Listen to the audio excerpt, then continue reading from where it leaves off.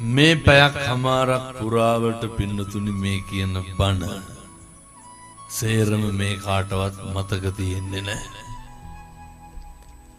පැයක් හමාරක් පුරාවට මේ කියන බණ මේ කාටවත් අවබෝධ කරගන්නත් බෑ. ඔය අතරින් එකක් හෝ දෙකක් කාරණා මතක තියෙනවා. ඒ තමයි වැත්තන්ගේ ජීවිතේ ලියවිච්ච කොටස. වැත්ත මතක තියාගන්න වැත්තොන්ට අදාළ කොටස විතරයි. මොකද්ද පින්නතුනි මෙතන අපිට අදාළ වෙන්න ඕන කොටස? පළවෙනි කාරණය සතුටු වෙන්න පින්නතුනි බුද්ධෝත්පාද කාලයක සියලු දෙනාම කල්පනා කරගන්න ඕනේ. බුද්ධෝත්පාද කාලයක පින්නතුනි ඉපදුනහම ෂණ සම්පත්තියත් ලැබලා තියෙනවා. බුද්ධෝත්පාද කාලයක ඉපදිලා අර පතිරූප දේශවාසෝච සුදුසු ප්‍රදේශයක් පින්නතුනි ලැබිලා තියෙනවා. දැන් ඔයත්තන්ට අදිෂ්ඨාන ශීලීව ගමනක් යන්න තමයි තියෙන්නේ. මොකද්ද අපි යන්න ඕන ගමන? මිනිස්සු වෙලා ඉපදුනහම පින්නතුනි හරි පහසු දෙයක් තමයි කරගන්න පුළුවන්. මිනිස්සු වෙලා ඉපදුනහම හරි පහසු දෙයක් තමයි තේරුම් ගන්න පුළුවන්. අපි සියලු දෙනාගේම මේ ව්‍යායාමය නිවන් දකින්න එක. ඔය නිවන් දකින්න යන ගමනේ පින්නතුනි පාරමිතා පුරන්න පුළුවන් පහසුම ආත්ම භාවය මොකක්ද? මනුෂ්‍යාත්ම භාවය. මේ පින්නතුන් ලබලා තියෙන මේ මනුෂ්‍ය ආත්ම භාවය තුලදී තමයි හොඳට මතක තියාගන්න ඕන ඇත්තෝ. තීරණය වෙන්නේ පින්නතුනි අපි ඊළඟ ආත්මය තුල ඔය සත්තු වෙලා උපදිනවද പ്രേත ලෝකේ උපදිනවද කියන එක. ඊළඟ ආත්ම භාවයේ තුල බොහෝ කාලයක් දුක් විඳින්න වෙයිද කියන එක. මේ සියල්ල තීරණය වෙන්නේ පින්නතුනි මේ ආත්ම භාවය තුල. දැන් මේ පින්නතුන් හිතන්නේ අපි ආය සමහර විට පින්නතුනි ඔය බුද්ධෝත්පාද කාලයක එකවතාවයි මනුෂ්‍යාත්භාවයක් ලබන්නේ. පැහැදිලිද මේ අම්මලාට තාත්තලාට මං කියන්නේ? මේ මැරෙන්න කලින් මේකේ වටිනාකම නම් තේරුම් ගන්න ඕනේ. බුද්ධෝත්පාද කාලයක මේ අවස්ථාව ලැබෙන්නේ එකපාරයි. ඒ කාලය තුල අපි මොකද කරගන්නේ? මේකේ පින්නතුනි වෛරක්කාරකම් පිරිමහන්න කාලයක් නැහැ. මේකේ එදිරිවාදිකම් පිරිමහන්න කාලයක් නැහැ. මේකේ අනේක පරාජය කරලා ජයග්‍රහණයක් ලබන්න කාලයක් නැහැ. අදිෂ්ඨාන කරගන්න. එකදු පාපයක්වත් සිද්ධ වෙන්න දෙන්න එපා. අදිෂ්ඨාන කරගන්න. එකදු අකුසලයක්වත් සිද්ධ වෙන්න දෙන්න එපා. මොකද අපේ දඩබ්බරකම තියෙන කාලේ අපි මෙව්වක් කෙරුවට හතරහන්දි වළංගු තියෙන වෙලාවේ අපි ඔට්ටු තට්ටු වුණාට උත්පත්තියයි මරණයයි අතර පින්නතුනි ජරාවයි ව්‍යාධියයි එක්ක අපි පුදුම දුකක් විඳින මිනිස්සු. නිරන්තරයෙන්ම හිතන්න ඕන කාරණයක් තමයි මේ බාල මහලු තරුණ සියලු දෙනාම මේ ඇට මිදුළු ලේමස් නහර වලින් වට වෙලා තියෙන මේ ශරීරය මේ නවානුවක් රෝග ව්‍යාධීන්ගෙන් පෙළිච්ච ඇඟක්. මේකට පින්නතුනි මොනා හැදෙන්නේ නැතිව තියෙයිද? පණුකුල 80කට වෙච්ච ගුහාවක් වෙච්ච ශරීරයක් අපිට පාලනය කරගන්න බැරි මස් ගොඩක්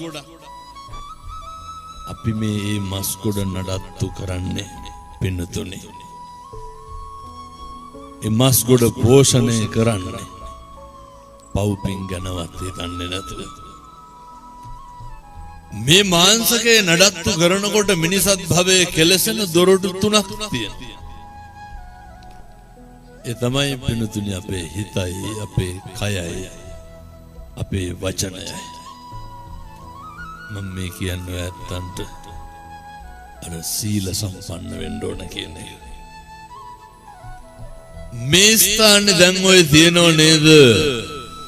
හික්මිච්ච භාවයේ තියෙනවනේ, නිමිච්චකම තියෙනවා. ඕන් ඔය නිමිච්ච ගතිය පින්නතුනි ජීවිත කාලය පුරාවටම තියෙන්න ඕන. අපි හරි ඉක්මනට කම්පා වෙන මිනිස්සු. අපි හරි ඉක්මනට කලබල වෙන මිනිස්සු. දැන් බලන්න ඕනේ ඔය හිතට ඇති වෙන සිතුවිලි. ඇති වෙන්නෙම පින්නතුනි දැන් ඔය ගොඩාක් ඕකට හේතුව S2යි කන් 2යි. මම මේ දේශනා කරනවට අද ඉඳන් මේක උත්සාහ කරන්න බලන්න. මං කියන්නේ පින්නතුනි මම මේ කියන එක වචනයක්වත් අපත් කර අද ඉඳන්ම බලන්න මේවා පාලනය කරගන්න. මොකද දැන් මට 7ට තව බණක් තියෙනවා පින්නතුනි මාතර. එතකොට මම ඊයේත් බණ 4ක් විතර කියලා. අදත් දැන් 2ක් කියලා. අද 4ක් එතකොට. අදිෂ්ඨාන ශීලීව බලන්න ඕනේ. S2කට මොකක් හරි දැක්කහම ඇති වෙන සිතුවිල්ලක් තියෙනව නේද? අද ඉඳන් බලන්න. මොකක් හරි දැක්ක ගමන් ඒ ඇති වෙන සිතුවිල්ල මට අදාළද නැද්ද කියලා බලන්න. මොකක් හරි දැක්ක ගමන් ඇති වෙන සිතුවිල්ල කුසලයක්ද අකුසලයක්ද කියන එක බලන්න. සමහරු කියනව නේද දැක්කත් යකු යනවා කියලා. අර දැක්කහම කේන්ති යනවා කියනවා. අර බලන්න ඕනේ දැන් මට ඒක අදාළද නැද්ද කියලා. S2කට මොකක් හරි දැක්කහම අපිට පුරුදු වෙන්න ඕනේ පින්නතුනේ ඒක පෙරලා ගන්න පුළුවන් වෙන්න ඕනේ. හැම ප්‍රශ්නයක්ම ඇති වෙන්න ඕන ඔය අපට සරුදේ සරු විදිහට දකින්න බෑ. අපිට નિසරුදේ નિසරු විදිහට දකින්න පුළුවන්කමක් නැත්තේ නේ. කන් දෙකට මොකක් හරි ඇහෙනකොට අපිට පුළුවන් වෙන්න ඕනේ මේක මට අදාළද මට ගැළපෙනවද නැද්ද කියන එක තීරණය කරන්න. අපිට පුළුවන් වෙන්න ඕනේ මේ තුලින් මට කුසලයක් වෙනවද අකුසලයක් වෙනවද කියන එක තීරණය කරන්න. බලන්නකො පින්නතුණු කුණුහරුපයක් වුණත් කියනවද කියවෙනවද? ඇඟිල්ලක් උළුවස්සක හැප්පුණත් මොනවද කියවෙන්නේ? ඇයි අපේ මොකක් හරි අපේ හිත පුරුදු වෙලා තියෙන්නේ හරි ඉක්මනින් කම්පා වෙනවා පින්නතුනේ. කම්පා වීමත් එක්කම උදාහරණයක් විදිහට දැන් ගෙවල් දොරවල් වල ඉන්නකොට ඔය සමහරු කියනව නේද කියපු දෙයක්වත් නැහැ කරපු දෙයක්වත් නැහැ බැනගෙන ගියා කියලා. හිතේ මොකක් හරි වෙන කාරණයකට ද්වේෂය ඇවිස්සලා තියෙනකොට සමහර විට උදේ ඉඳන් කටයුතු කරපු වගේ මොකක් හරි කාරණයක් මත දැන් ඔයත් බලන්නකො ඔයත්තුන්ගේ ගෙදර වැඩිපුරම කේන්ති යන්නේ කාටද? ඔහොම බනහන ගමන් කල්පනා කරන්න. ගෙදර වැඩිපුරම දේශය ඇති වෙන්නේ කාටද? ඔය කේන්ති යන්නේ ලොකු මෝඩකමක්. ඒ කේන්ති යන පුද්ගලයා දිහා බලන්න අම්මද තාත්තද පුතාද ලොකු පුතාද කේන්ති යන හේතුව බලන්න. සමහරුන්ට අහේතුකව කේන්තියක්. සමහරු කියනවනේ ඔය නිදාගත්තාම හැරවන්නත් බයයිනේ පින්නතුනේ අයියේ. අපූර්වට කියනවා කියලාලු දෙන්නේ බුදිය ගත්තාම හැරවන්න එපා කියලා. පින්නතුනේ මේ මිනිසත් භවයේ තුල මේවා නැති කරලා මැරෙන්න ඕනේ. පාරමිතා පුරනවා කියලා කියන්නේම දේශය නැති කරන්න ඕනේ. වෛරකාරකම නැති කරන්න ඕනේ. දැන් මේ කියපුවා සේරම කරන්න පුළුවන් කොහෙද? මේවා එකක් නෑර අපිට කරන්න වෙන්නේ පින්නතුනේ ගෙදර. අය නැත්තම් මේ පාරවල් ගානේ පුරුදු වෙන්නද? ගෙවල් වල 400-500ක් නෑනේ පින්නතුනේ. ඔය 4-5 දෙනා ඉන්නේ ගෙදර ඉන්නේ. ඉස්සරලම ජීවිතේ පුරුදු වෙන්න මම මේ කියන්නේ හෙට ඉඳන් ගෙවල් වල සුදු ඇඳගෙන ලෑස්ති වෙන්න කියලා නෙමෙයි. ගෙවල් වල ඉන්නකොට ඉස්සරලම පුරුදු වෙන්න කතා කරන්න. එහෙම කතා බහ කරන්නවත් දන්නවද ගෙවල් වල? ඔය දරුවන්ට සමහර දෙමව්පියෝ තාතෝ කියලා නෙමෙයිද කතා කරන්නේ. මම ඔය මෙතන ඉන්න අම්මලාගෙන් තාත්තලාගෙන් අහන්නේ. සම්මා ජාතියට කියලා කියනවද මගේ දුවේ මගේ පුතේ කියලා? අපූර්වට කියනවනේ තොපි හැදුවට වඩා හොඳයි නිකන් හිටියනම් කියලා. මේ කාටද කියන්නේ? තමන්ගේ දරුවන්ට. දැන් මෙතන තාත්තලාත් ඉන්නවනේ 25ක් විතර මම ඒ ඇත්තන්ගෙන් අහන්නේ. පුරුදු වෙලා තියෙන්න ඕනේ. ඒ තාත්තා කෙනෙක් වුණා මං කියන පිළිතුරු මේක හදන්න පුළුවන් තැන තමයි ගෙදර. ලෝකෙම හැදෙනවා පින්නතුනි ගෙවල් වලින් හැදෙන්න පටන් ගත්තොත් එහෙම. ලෝකෙම හදන්න පුළුවන් අපිට. මේ හැම එකකම අභ්‍යාසය කරන්න ඕනේ ගෙදර. බිරිඳ දැනගන්න ඕන ස්වාමියාට කතා කරන්න ඕන විදිහ. සමහර දරුවෝ කියනවා හාමුදුරනේ ජීවිතේ වැඩිපුරම කුණුහර පහලා තියෙන තාත්තගෙන්. මම දැන් මෙතන ඉන්න තාත්තලාගෙන් අහන්නේ. තමන්ගේ දරුවන්ට ඇහෙන්න කී ගමනක් විතර කුණුහර පහලා දෙනවා. ඔහොම හදවතට තට්ටුවක් දාලා බලන්න මම තාත්තා කෙනෙක් විදිහට මගේ ජීවිතේ කවදාවත් හාමුදුරනේ දරුවෙකුට ඇහෙන්න මම කුණුහරපයක් කියලා නැහැ. එතකොට තමයි අර බුද්ධෝ විය පිතා මේ අම්මයි තාත්තයි සමාන කරේ බුදුන්ට බුදුවරුන්ට. ඒ තාත්තලාට පුළුවන්. ඒ තාත්තලා තුල පෞරුෂය තියෙනවා.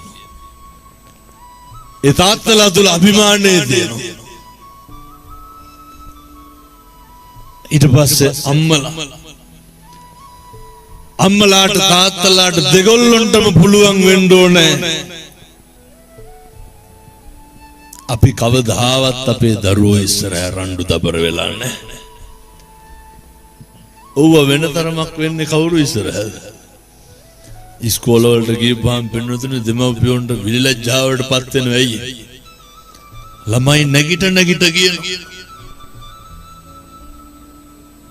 ළමයි දැකලා දෙන්නේ රණ්ඩු වෙන ඒවා, දබර වෙන ඒවා, ඔට්ටු වෙන ඒවා, කුණුහරුප කියන ඒවා. සහෝදරයෝ ගැන දේශයෙන් කතා කරන ඒවා අම්මා තාත්තා තුලේ. දෙමව්පියොන්ට තියෙන්න ඕන හොඳ සීල සම්පන්න භාවය. මෙතුවක් කාලයකට ජීවිතේ ඒ විදිහට හැඩ ගැහෙන්න බැරි වුණා නම් පින්නතුනේ අද ඉඳන් සූදානම් වෙන්න. අද ඉඳන් තමන්ගේ කය වචනය සංවර කරගන්න බලන්න. අද ඉඳන් සීල සම්පන්න වෙන්න මම ප්‍රාර්ථනා කරනවා. අපේ අම්මලාට තාත්තලාට මේ සත්පුරුෂ පින්නතුන්ට සූවිසි අනන්ත බුදු ගුණේ බලයෙන් සීල සම්පන්න වෙන්න ධෛර්යය ලැබේවා කියලා මම ප්‍රාර්ථනා කරනවා. ඊට පස්සේ දරුවන්ට පුළුවන් වෙන්න ඕන.